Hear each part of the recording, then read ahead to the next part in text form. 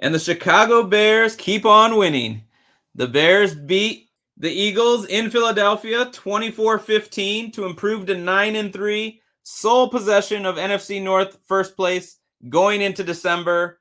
Better than we could have even hoped for, Bob. What do you think, man?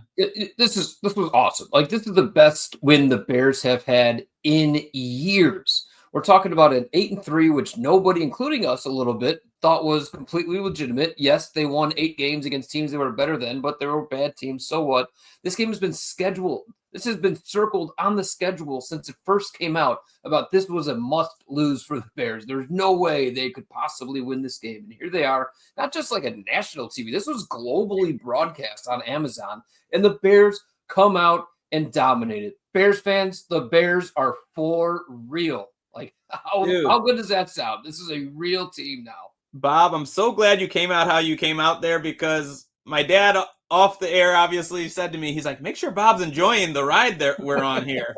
So, I mean, there's a lot you could still critique, but you dominated them.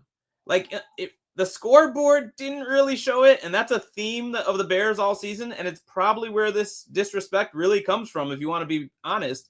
You know, their record in one-score games, when many of those shouldn't have been. You should have won by 2 or more scores. You could have won this one by 3 scores. I mean, you guys will see some of the numbers as we're scrolling here, but you just dominated them all day. Even were able to overcome a unlucky, well, no, I was going to say unlucky turnover. It was just a bad throw, I thought. Play was set up nicely. Bad throw, nice play, unfortunate thing. I mean, just one of those things that happen from time to time. But they got 0 points off it because the defense stepped up. And you still don't have any of your linebackers, but to see Kyler Gordon and CJ Gardner-Johnson playing together and all the different looks they were able to give, still not getting a single sack, by the way, was pretty cool to watch. And just makes me wonder, when you do get these linebackers back, assuming you still have health of the secondary, we could really be looking at something special. Yeah, I mean, I love that you mentioned that, Kyler Gordon coming back, Jalen Johnson coming back, CJ Gardner-Johnson and Kyler Gordon on the field at the same time was awesome to see. But here we are, Nahshon Wright once again just makes a standout play. Like, sure, maybe down to down, game to game to game, he grades out as completely average. But how many spectacular plays has Nahshon Wright made this year? 3, 4? Like, it's just, time and time again, this guy makes a play. And that was just, is that the best play that's ever been made against the tush push? Like, I think so. We're looking to ban this play because it's too effective. Amazing play by him there. We were talking in our chat of like, how many Pro Bowlers does this team have? Because when you're good in the standings, it comes with Pro Bowl recognition. I didn't have him on my list, but you got to put him there, I think. He leads the NFL in takeaways. Interceptions inspired with 6. He's got 5 plus 3 fumble recoveries. Incredible. And these are crucial, critical turnovers too. These aren't, we got an interception on a Hail Mary end of the game. Like, these are game-changing turnovers that he's getting and consistently. So remember, all the way back in week 1, he had the pick 6 when the offense had sputtered, and it was like, it should have been a clinching type of play. And I swear, if that game was somehow now on your schedule, the Bears win that game. I just feel they're a different team 100%. than they were then. And they're just so much more confident. And I was saying to my son, and maybe I'm crazy, but it's the great type of thing to put out on a podcast. If I'm thinking of Ben Johnson and his staff and this Bears team preparing for just 1 week of a game against anyone in the NFC, there's only one team where I'm like truly, truly quite worried would be the Rams. And I said this before this game, by the way. You still got to play the Packers twice. Yeah. You still got to go, play Detroit. You still got the 49ers. But don't you think those teams are also looking like, damn, we got the Bears? Yeah, 100%. I mean, we kind of touched on it a couple weeks ago, too, I think in a midweek episode, about how there's just really aren't any dominating teams in the NFC. There's a bunch of teams who think they're really good, and right now the Rams appear to be on the top of that list. But, I don't want to get too far ahead of myself, but we got a big game next week. The Bears win that game. They come off winning back-to-back against the Eagles and Packers, and they're sitting at 10-3. Like, where are the Bears in terms of best teams in the NFC, right? So it's just crazy to see how these 8-3, we were excited they were winning, but winning habits are great, but you don't look great until you get that win. And then now here they are. They're played the same way they did against the 8-3 Eagles as they do against 3-8 teams, but they come out with the win. Actually better. They dominated. And I don't mean to bury the lead. I didn't know we were going to come out here and talk about Nahshon Wright, which I'm glad we did. But the Bears beat up this team. The Bears beat up the Philadelphia Eagles. Like, if you don't know, like, I love that this was a global game. There's a lot of people watching this game. They don't know anything about the Eagles or Bears. They just see this. Amazon is broadcasting this. Both teams are 8-3. There's no doubt in a lot of people's minds who watch this football game today that the Bears were the better team. And it's just so much fun to just think that that's what happened here in this game that, I mean, let's just be honest, Bears fans, how many of us had this chalked up as a win in the preseason, right? And they come out and dominate. Sorry, I thought you added in the preseason. I had to put my arm down real quick there. But coming into the game, I was feeling really good. You're right, though. I mean, that's a great way to put it. I think a lot of the stuff is narrative-based, and they are the defending champs. They've been good for a while. So you're going into their place after they just looked bad in the previous game. And, I mean, Vegas had it Bears +7.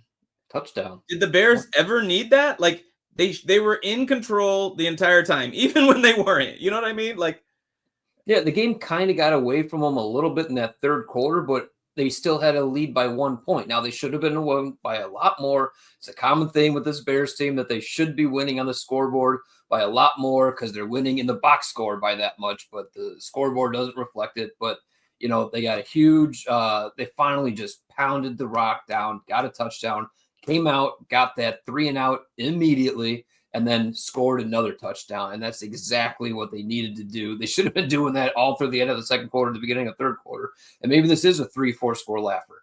But, you know, they did it, and it was awesome to see.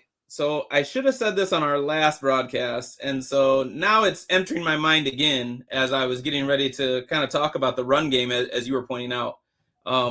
Last week, Trapillo saw his first action at left tackle as a starter, and we said we thought he did well. Rob did bring up that the run game holistically wasn't as good. And then today to see it was good with him there. He had some key blocks on some good runs. He had one really bad whiff on a play that Williams ended up taking a sack. I did see them helping him out and giving chips here and there. But basically, that's a rookie now performing. Monangai as a rookie performing. You at one point said, you know, Loveland and Burden are the two guys I'm starting to trust on this team. So the rookie class is looking good. The depth of this team has been tested and has really come. I mean, Nahshon Wright's a great example. So Ryan Poles deserves a bit of some flowers, I think. But let's just keep this train rolling. Man, it's looking good, Bob, all around. Yeah. And I want to kind of let's dive in on that. Loveland and Burden are the only two receivers who I trust to kind of make a play for our quarterback right now, and kind of roll that into a whole discussion about Caleb Williams today. Really, the box score looks horrible, but I think it looks way worse than he actually played. There was 3 or 4 balls that I think probably don't go down as official drops, but at some point, a player on this team is going to have to make a play on a ball offensively and help out your quarterback, right? Like, I understand that you want every ball to be perfect, and I think that we've been so conditioned to just kind of thought Caleb's not as good as we want him to be, so it's always Caleb's fault. But at some point, like, your teammate has to help you out and make you look better. Catch the ball. So right away, I'm thinking of Burden falling down, and I don't know if the footing was bad. Initially, the one in the end zone to Odunze, I assumed was a footing issue. But Odunze just didn't come back to the ball. Yeah, he just went down to a knee and waited for it. He thought he had to catch a touchdown. Dude, catch it at the 2, and we're in good shape. But DJ Moore falling on it wide open. No, again, it's the field fine, whatever. But it's just like somebody's got to make a play for this guy. You know, like, it was a tough day with the wind and everything. Hurts looked bad throwing the ball too. I understand, but like, and then Caleb made that beautiful throw, absolutely gorgeous throw to Kmet for the touchdown. And I think it was earlier on that drive, he made a really nice touch pass to DJ Moore. Now, DJ Moore is running wide open across the middle of the field on 3rd down, but it was, you know, rather than just like jamming it into him, it was a real nice touch, leading him perfectly so he could run after the catch. And like, that's what we need to see a little more of. That exact play, what my son says to me is, yes, like, that's what I want them to do. That's what I expect them to do. Like, you have to make that play 1,000 out of 1,000 times. But the way it's been looking for the Bears a lot of times this season, they just aren't making that play. And it's like, watch out, guys. If they start just hitting these things. Yeah, I mean, and that's something we've maintained this whole time. I mean, we're 8, 9-3 now, winning games, and the potential to be even better is there still. Wow. So, if they start hitting this potential as the schedule continues to be hard, I think these wins can keep coming, So you did a little quick peek. Next week is at Green Bay. Technically, it's a little longer than a week, but they played yesterday. So you actually have one day less rest than them, but still extended rest. Maybe you get TJ Edwards back. I would love that. But there's no excuses. You play with who you got. You go out there and keep playing winning football. Like you said, huge game. Yeah, and the Eagles and Packers, I think, are kind of similar boats where just like, they might be among the best teams in the NFC, but they're not, just dominant forces. So the Bears are playing themselves into this conversation, and they can do it again. They absolutely can do it again. And I don't know why. It's going to sound like I'm obsessed with this guy, but if Trapillo does keep getting to start, you're going up against Parsons. You're going up against Myles Garrett. You're going up. So we'll see. Like, I'd like to know long term what their plan is at a very critical position. But let's just stay in the now. I mean, obviously, next year. Ozzie taking the, my whole thing with Braxton Jones in the preseason is long since gone. So right now, I mean, Ozzie looking like the future left tackle so that we can use some draft capital on the defensive line again next year is probably the ideal scenario. And your pick is going to be pretty late. Yeah, I mean, a week or so ago, I was like, 18, 19, that's not so bad. But I mean, is it going to be 25th now? There we go. Hey, I mean, let's go. Yeah, this is the only time in the history of this podcast we've been talking about the pick going that way. Yeah, it's exciting. I hope we don't play this back in a couple of weeks. Be like, oh, of course we're the Bears. But, I mean, they keep showing percentages, playoff odds, things like this. And I get it. Like, Detroit has a decent record and is out right now if it were to end today. But what I want people to keep remembering is, as tough as the Bears schedule is, if you look at anyone's schedule about now, they still have a game or 2 or 3 that are like, they got to go out and win some games to get to 10 wins, to get to 11. And it's like, if you get to 10, you're pretty good shape. You get to 11, you're basically in. And the Bears are at 9. And you said it earlier in this episode. The Packers, 49ers, and Lions are all in a position where they need to win, right? Like you just said, but they're not excited to see the Bears on their schedule right now. Exactly. Right? Like, that's going to be a tough game that we're going to have to show up and beat the Bears. So wow. Big week next week. Yeah. Happy we were able to get to break this one down. Hope everyone had a wonderful Thanksgiving and hopefully some well-needed rest. Do we want to get ahead of some game balls here, or are we going to? Oh, yeah. Let's do it. Johnson? We've been on a run of, like, our game balls are basically the same as Ben's. Yeah. I'm curious. All right. I mean, I guess these ones are pretty obvious, but, I mean, should we each do one, or do you want me to just do them as a tandem, and then you can come up with one? Oh, okay. Yeah. Ooh. I'll just take the easy way out. I'll do them as a tandem and put all the pressure on Justin. All the pressure on me. DeAndre Swift and Kyle Monangai. I mean, obviously the offensive line did their part too, but they were pushing the defensive line of the Eagles back. But just to come in an environment like this and out physical the team and just completely dominate. I mean, it got to the point in the third quarter where I'm like, Ben Johnson, why would you ever call a pass play right now? Not because like I said, Caleb, I thought was playing better than his stats were. So it's not like I thought Caleb Williams was going to make a mistake or like make a bad decision or whatever. It was just the run game was so dominant, and Monangai and Swift, tough yards. So just I'm going to give it to those two. You certainly did take the easy road out there, which made mine tough. But now I'm going to turn the tough road into the easy tough road because I'm going to pick a tandem. And I'm going to go with the two guys that had takeaways, which is Byard and Nahshon Wright. I mean, you could look at it for the season, what these guys have done.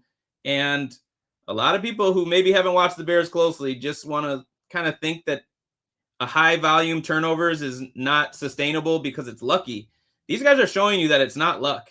It's a skill that they're working on. And those two takeaways both were huge in the game. And they now lead the league in those categories. Byard leading in interceptions, Nahshon Wright leading in total takeaways. Give them both a game ball. They take the ball away anyway, so let them keep the ball. I say those two get a game ball. So 2 100%. on each side of the ball. 100%. I think that's great. So, all right, right, Bears fans, sound off. Let us know how pumped up you are. Are you finally excited the way I'm finally excited? Oh, this is real. This is real. We're a good team. Can't wait. Can't wait to see what's next. All right. Bear down. Claws up. Ready, break.